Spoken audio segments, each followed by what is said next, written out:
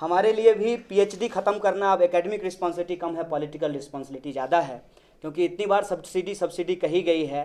तो हम लोग भी सोच रहे हैं कि एक अच्छा सा पीएचडी सबमिट कर दें, फिर देखते हैं कुछ सब्सिडी के पीएचडी का होता क्या है। आज इस सेशन को हम सारे स्टूडेंट्स लोग चेयर कर रहे हैं। ये भी अनप्रेसिडेंटेड है उम्र। अक्सर हम लोग उधर होते थे और आप लोगों को सुन रहे होते हैं। तो शायद आप लोगों ने इस बात को समझ लिया है कि हमको सुनना क्यों ज़रूरी है, क्योंकि हमारे ऊपर जो हमला हो रहा है, शायद हमको सुनने के बाद इस बात का पता लगाया जा सके कि आगे हम लोगों को करना क्या है और आइडिया ऑफ इंडिया में जोड़ना क्या है। क्योंकि इस देश में दो तरफा लड़ाई है। दो तरफा लड़ाई इस मायने में है कि आपको सिर्फ एजुकेशन को बचाना नहीं है, आपको एजुकेशन को बनाना भी है। देश को सिर्फ बचाना नहीं है, देश को बनाना भी है। इसीलिए दोहरी लड़ाई है। दोहरी लड़ाई की जब हम बात करते हैं, निश्चित तौर पे इसकी शुरुआत आज नहीं हुई है, काफ़ी पीछे जा कर के इसको देखना पड़ेगा। और आज जब अगर हम अंबेडकर, गांधी, भगत सिंह, पेरियार, फूले, कबीर, गुरु नानक, तमाम लोगों का नाम ले रहे हैं, तो इसकी ज़रूरत क्यों पड़ रही है, इस बात को हमको समझना पड़ेगा। और जहाँ तक मेरी समझदारी है, तो मैं ये समझ पा रहा हूँ कि दुष्यंत ने एक बात कही है, कहाँ तो तय था चिरागा हर एक घर के लिए, कहाँ चिराग मयस्सर नहीं शहर के लिए। जो लोकतंत्र, जो संविधान हम आज़ादी के बाद बनाए थे, जिसमें हमने बहुत सारे सपने देखे थे, बहुत सारे मूल्य हम लोगों ने अपनाए थे उस संविधान के अंदर, आज वही खतरे में है। आज उसी को बचाना एक चुनौती बन गई है। तो उससे आगे जा कर के हम क्या करेंगे, शायद इसको सोच नहीं पा रहे हैं।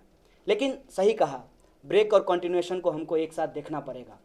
और उस ब्रेक और कंटिन्यूएशन को अगर हम एक साथ देखते हैं, तो हम इस बात को शायद आज पूरी ईमानदारी से कह सकते हैं कि बुर्जुआ डेमोक्रेसी ही बचने वाली नहीं है, सोशलिस्ट डेमोक्रेसी का तो दूर दूर तक पता नहीं है।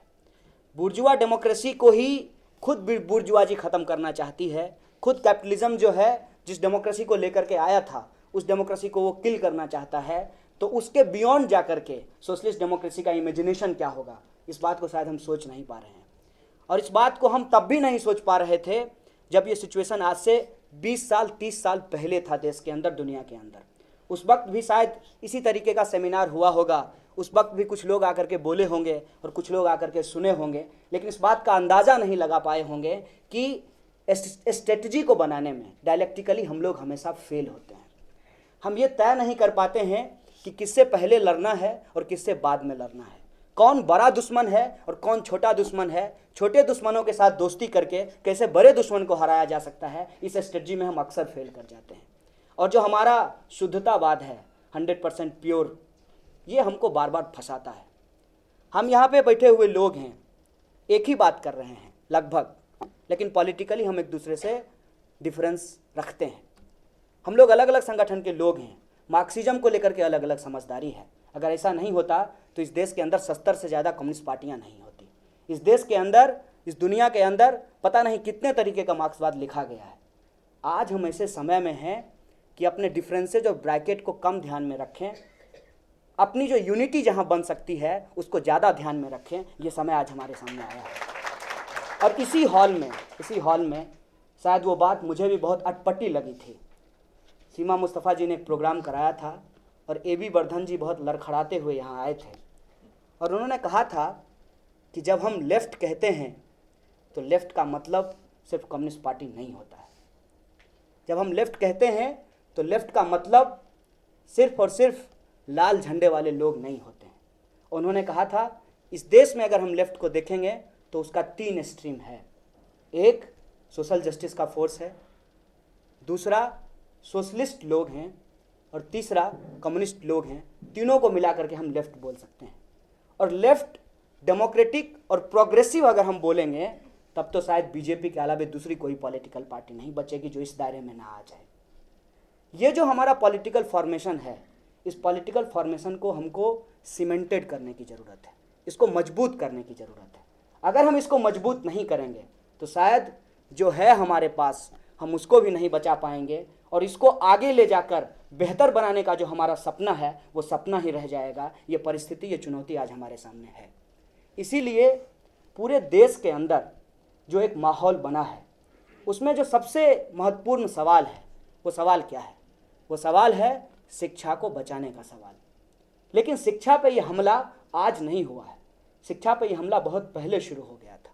सवाल ये है कि खुद को कम्युनिस्ट कहने वाले लोग, खुद को प्रोग्रेसिव कहने वाले लोग, खुद को डेमोक्रेटिक कहने वाले लोग तब क्या कर रहे थे? ये बहुत बड़ा सवाल है। पूरे देश के अंदर जब सरस्वती शिशु विद्या मंदिर खोला जा रहा था और बच्चे को सूर्य नमस्कार के साथ अंधविश्वासी बनाया जा रहा था, तब साइंटिफिक टेम्परामेंट करने वाले लोग, रहने वाले लोग क्या कर रहे थे? ये बहुत बड़ा सवाल है।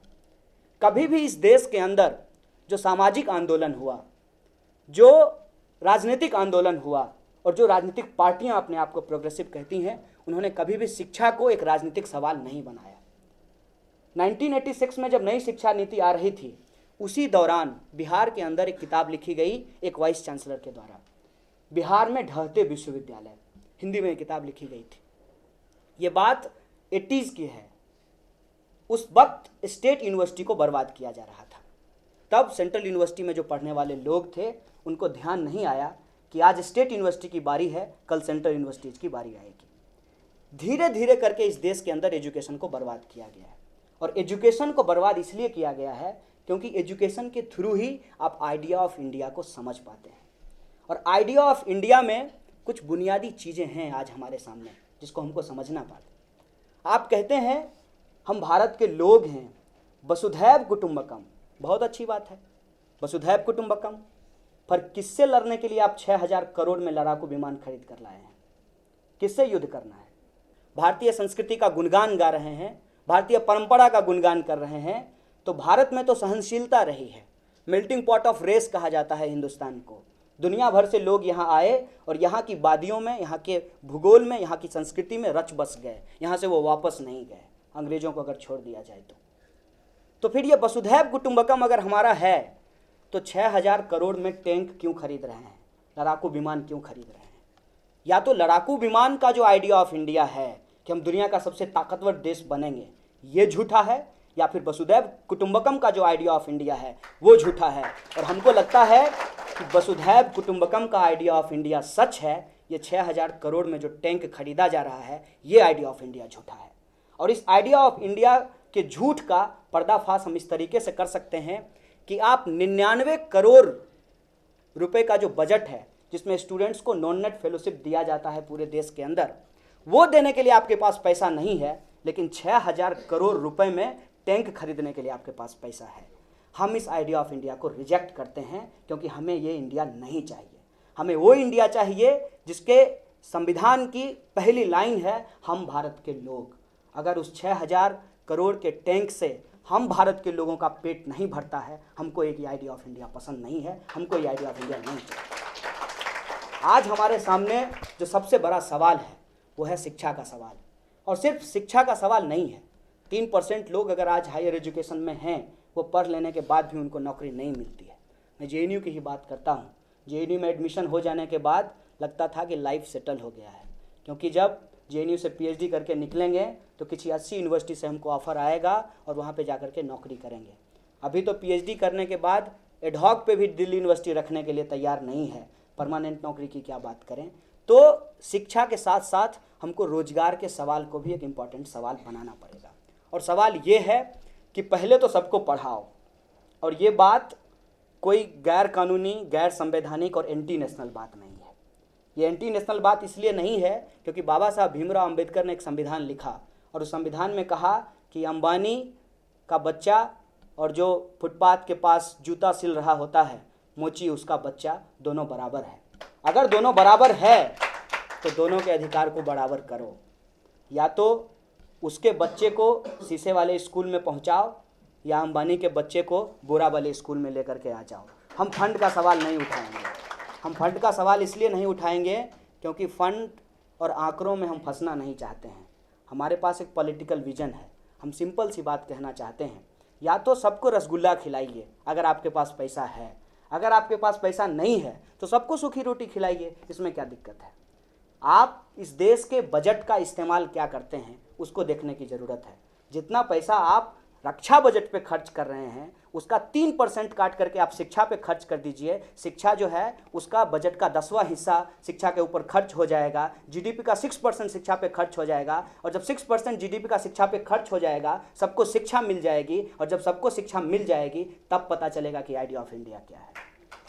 ये आइडिया ऑफ इंडिया कुछ लोग शिक्षा पा करके, कुछ लोग जो प्रिविलेज्ड लोग हैं जिनके पास एजुकेशन है, वो तय नहीं करेंगे। आइडिया ऑफ इंडिया इस देश के अंदर जो सुदूर देहात में बैठा हुआ इंसान है, जिसके पास आज तक बिजली नहीं पहुंची लेकिन कोका कोला पहुंच गया, वो लोग तय करेंगे कि आइडिया ऑफ इंडिया क्या है। हम लोग ऐसे समय में हैं जहां बार बार हमको भुलाने की और भटकाने की कोशिश की जाती है। बस अंतिम बात बोलते अपनी बात को ख़त्म करूंगा कि विद्यार्थियों के ऊपर हमला क्यों है। विद्यार्थियों के ऊपर हमला ये है कि हमारे यहाँ एक बहुत ही पुराना चलन है कि जब कोई महिला विधवा हो जाती थी, उसके हिस्से की जो ज़मीन होता था उसको कब्जा करने पे जो ताकतवर उसके परिवार के लोग होते थे उसकी नज़र रहती थी। तो उसको वो कब्जा कैसे करते, तो उस महिला को डाइन बता देते थे। जब महिला को डाइन बता दिया तो उसके ऊपर अब कुछ भी अत्याचार होगा तो पूरे सोसाइटी की सिंपैथी उसके साथ नहीं होती थी। इतने में उसका देवर जो है उसके साथ दुष्कर्म भी करता था, और जब भी वो बोलती थी तो लोगों को यह लगता था कि ये बदचलन है, कुछ भी बोलती है।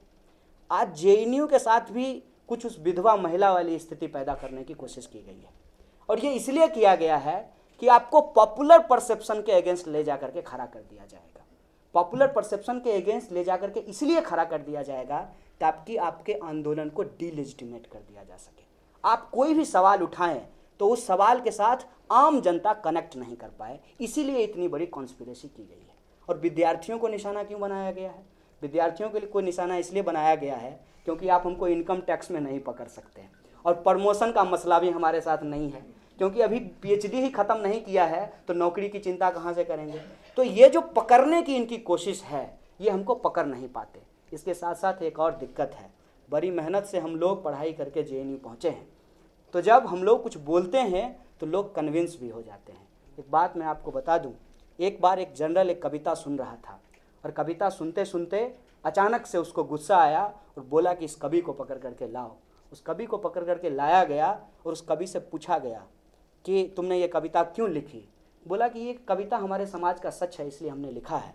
बोला ये बात तो तुम ठीक कह रहे हो, तो यही सच लिखने के लिए तुम मारे जाओगे, सही बोलने के लिए तुम मारे जाओगे, क्योंकि तुम्हारी कविता सुनकर मैं भी कन्विंस होने लगा था। यही इस देश की स्थिति है कि हम लोग जो बात कर रहे हैं उससे इनका ही जो वोट बैंक है, इसका ही जो मास बेस है वो कन्विंस होना शुरू हो गया है। इसीलिए मैं कभी नहीं कहता हूं कि आरएसएस और बीजेपी माइनॉरिटी के खिलाफ है। आरएसएस और बीजेपी इस देश के अंदर मेजॉरिटी के खिलाफ है, क्योंकि इस देश में मेजॉरिटी गरीबों का है, इस देश में मेजॉरिटी पिछड़े हुए लोगों का है, दलितों का है, शोषितों का है।